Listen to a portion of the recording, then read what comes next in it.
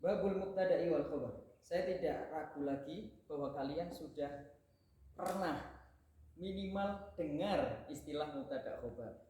Kalau belum pernah dengar, tadi kan saya ucap, berarti udah pernah dengar. Ya. Babul mubtada'i wal khabar. Bab mubtada' dan khabar. Mubtada' dan khabar itu juga merupakan salah satu umdah, juga merupakan salah satu pokok di dalam suatu kalimat. Selain tadi ada fa'il, ada naibul fa'il, sekarang ada mubtada'. Paham ya? Kita mulai satu persatu dari al-mubtada' dulu. Yang pasti kita perlu tahu ta'rifnya. Ma huwal mubtada'? Al-mubtada'u huwa al-ism al-marfu'. Berarti sudah ketahuan i'rabnya ya. Kalau kita sudah menyebut al-mubtada' wal ismul marfu', itu sudah jelas bahwa dia marfu'. Ya. Al-'ari 'anil awamil al-lafziyah. Ini yang paling simpel. Al-mubtada' wal ismul marfu' al-'ari 'anil awamil lafziyah. Wal khabar, sedangkan khabar adalah wal juz'ul ladzi tatimmu bihil fa'idah ma'al mubtada'. Ya, kita definisikan dulu dua-duanya. Al-mubtada' wal ismul marfu' kita bahas. Mubtada' adalah isim yang di rafa'. Berarti i'rabnya harus rafa'. Al-'ari 'anil awamil lafziyah, yang sepi. Berarti tidak boleh ada anil awamil lafziyah, dari amil-amil lafziyah. Apa saja amil-amil lafziyah nanti kita bahas di belakang. Saya yakin kalian sudah tahu. Ya, untuk yang umum adalah kana wa akhwatuha, inna wa akhwatuha, dhanna wa akhwatuha. Itu yang umum untuk awamil lafziyah. Nanti ada awamil-awamil yang lain yang juga masuk di dalam mubtada' dan khabar. Oke? Itu untuk mubtada'. Untuk khabar adalah al-juz'ul ladzi tatimmu bihil fa'idah ma'al mubtada'.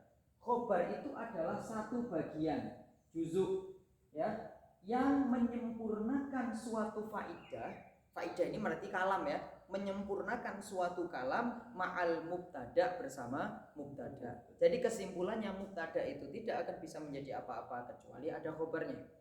Dan khobar itu tidak akan menjadi apa-apa kecuali ada mubtada'nya. Tetapi mubtada' itu sebagai permulaan kata, sedangkan khobar itu adalah pelengkap kalimat bersama mubtada'. Paham maksud ta'rifnya? Paham? Oke, kita mulai dari mubtada'. Maka mubtada' itu dibagi menjadi dua. Ya. Fal mubtada'u ismani. Dan mubtada' dibagi menjadi dua. Yang pertama adalah zahir wa mudmar.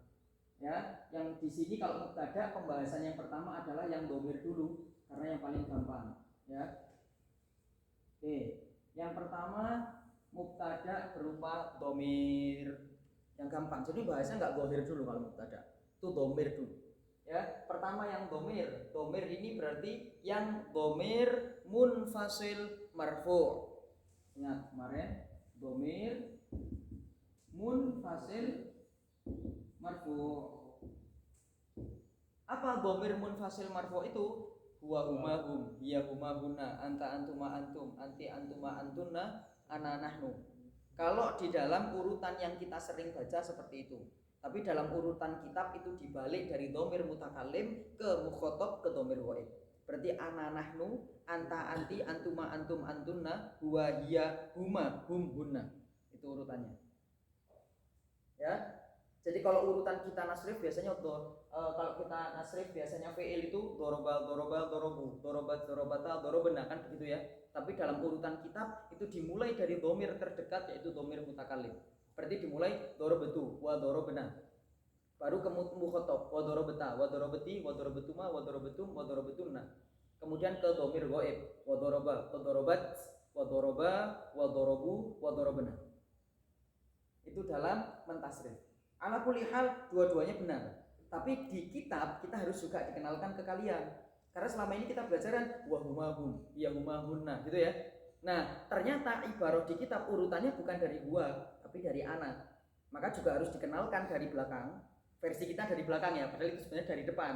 Ana nahnu kalau versi kitab itu dari depan. Tapi karena versi kita huwa huma hum, seakan-akan ana nahnu itu dari belakang.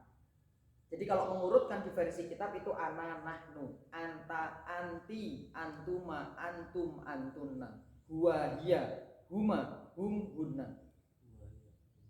Ya, itu urutannya dalam kitab. Tapi kalau urutan yang kita pahami biasanya ya sudah huwa huma hum, hiya huma hunna, anta, antuma, antum, anti, antuma, antunna, ana nahnu. Tuh. Tuh ya? Ya ini sekilas info. Ya, tapi penting. Berarti di sini semuanya huwa, misalnya huwa apa? Huwa qaimun, apa bahasanya yang gampang? Huwa, cari contoh. Jamilun. Huwa jamilun.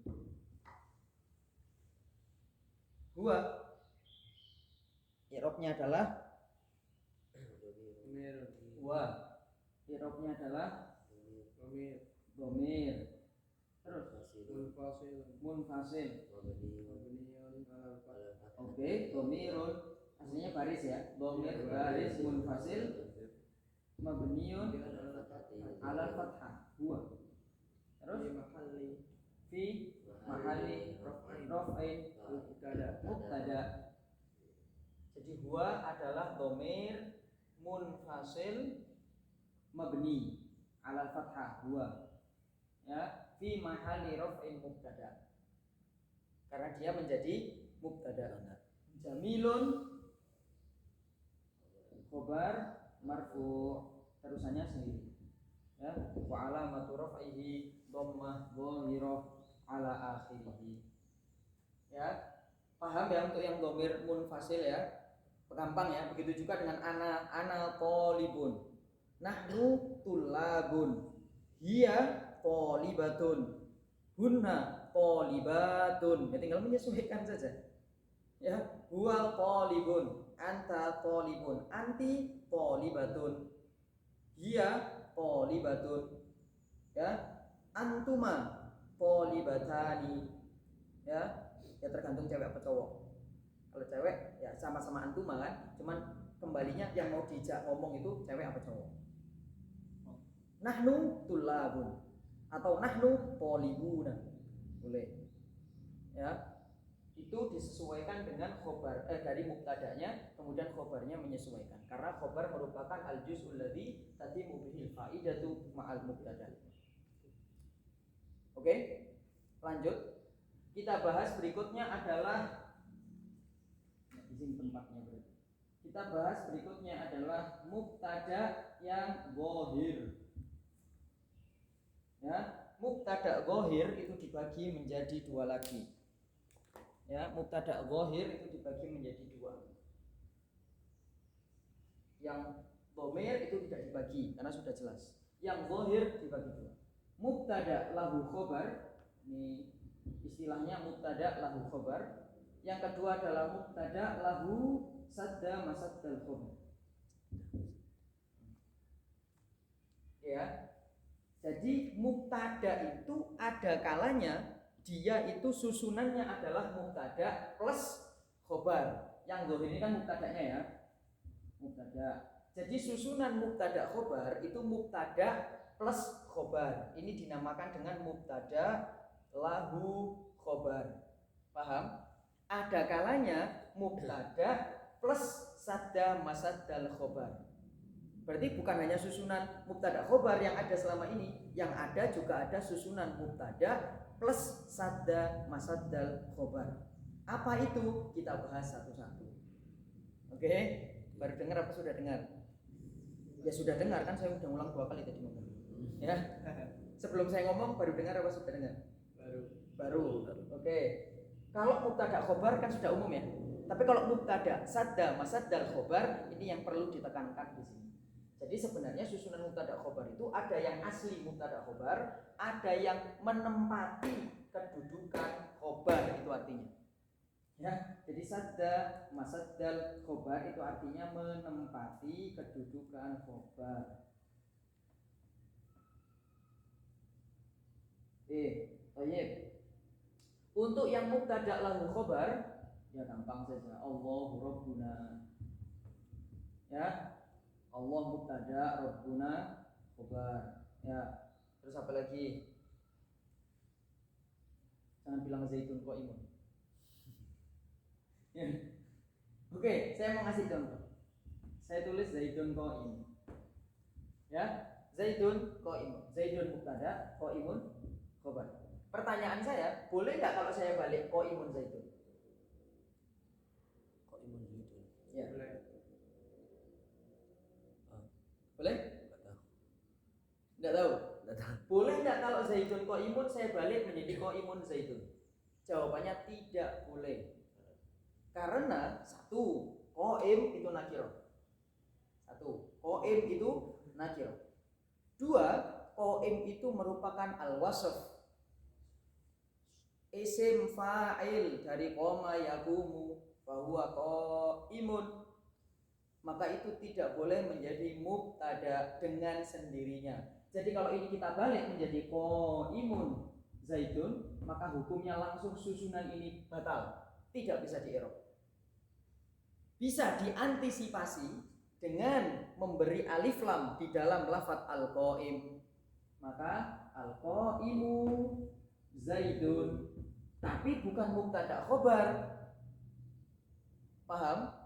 Susunannya jadi bukan mubtada khobar. Al-qaim itu adalah isim fa'il, ya, ya'mal amalal fi'il. Zaidun menjadi fa'ilun marfu' wa alamatu raf'ihi dhammah. Fa'il dari mana? Fa'il min ismil fa'il ya'mal amalal fi'il. Diserap dulu. Ya, contoh mubtada khobar adalah Zaidun qaimun. Kalau saya balik menjadi qaimun Zaidun boleh enggak? Tidak boleh, karena dua alasan. Pertama, qaim ini nakirah. Yang kedua, qaim ini isim fa'il. Ya, dia itu mustaq. Dia itu pecahan dari fi'il, dia menjadi isim fa'il, maka dari itu tidak boleh menjadi mubtada secara langsung. Bagaimana cara mensiasatinya? Cara mensiasatinya adalah al-qaim Zaidun diberi alif lam pada lafadz qaim supaya bisa al-qaim ini menjadi isim fa'il tapi yang beramal seperti fi'il. Jadi al-qaimu Zaidun seakan-akan kita mengatakan koma Zaidun. Hanya saja koma dirubah menjadi isim fa'il yaitu al-qaim. Nyambung? Nyambung? Paham? Yakin?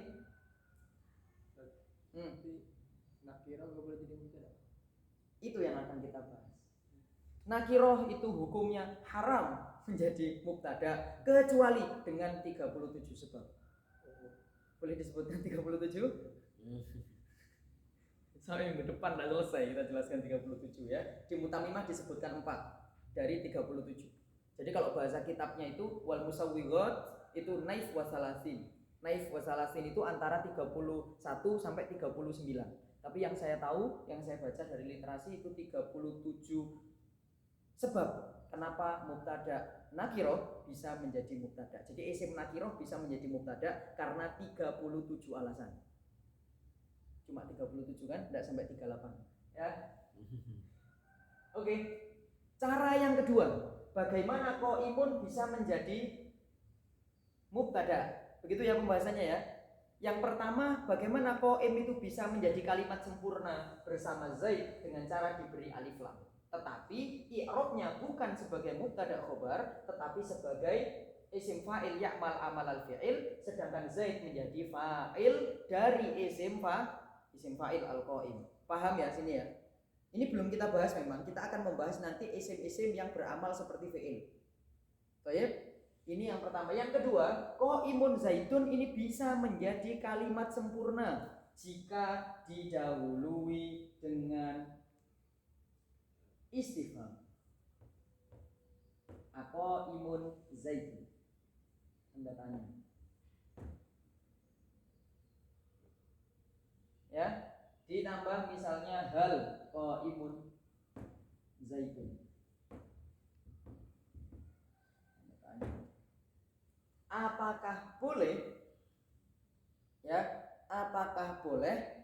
lafadz qaimun Zaidun dan hal qaimun Zaidun menjadi mubtada khobar? Jawabannya boleh.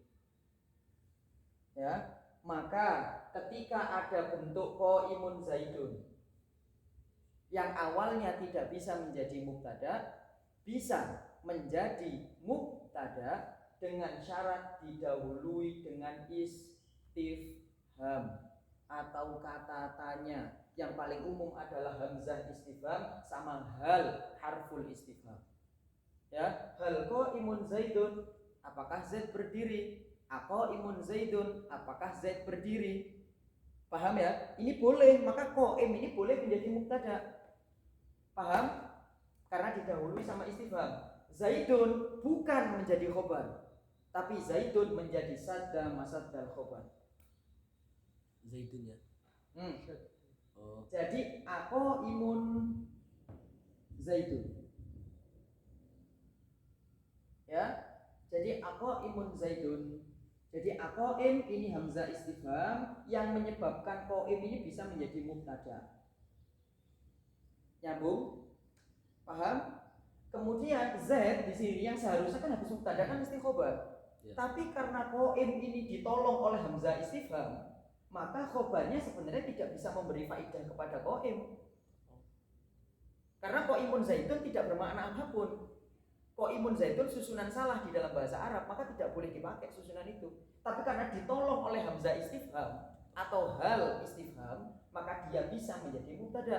Karena mubtadanya sebab pertolongan, maka khobarnya tidak bisa minta tolong sama mubtada untuk menjadi khobar. Maka dikatakan bahwa zaidunnya adalah sadda masaddal khobar, menempati kedudukan khobar. Kenapa tidak bisa jadi khobar asli? Karena mubtadanya ditolong.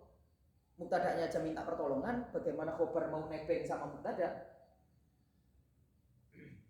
Ya, maka inilah yang dimaksud dengan sadda masaddal khobar. Jadi kemungkinan kata yang bisa kalian pakai untuk menyatakan bahwa Zaid berdiri selain fi'il adalah Zaidun qaimun sebagai mubtada khobar, ya, al-qaimu Zaidun sebagai fa'il dan fi'il dan isim fa'il ya'mal amal al-fi'il. Yang ketiga adalah aqaimun Zaidun sebagai pertanyaan, ya, apakah Zaid berdiri dengan susunan aqaim istifham, qaimnya mubtada, Zaidnya sadda masaddal khobar. Zaidnya saja. Zaidnya sadda masaddal khobar. Baik, ya, ini kita selesai membahas tentang bagaimana ta'rif mubtada, ta'riful khobar, pembagian mubtada. Dimatikan.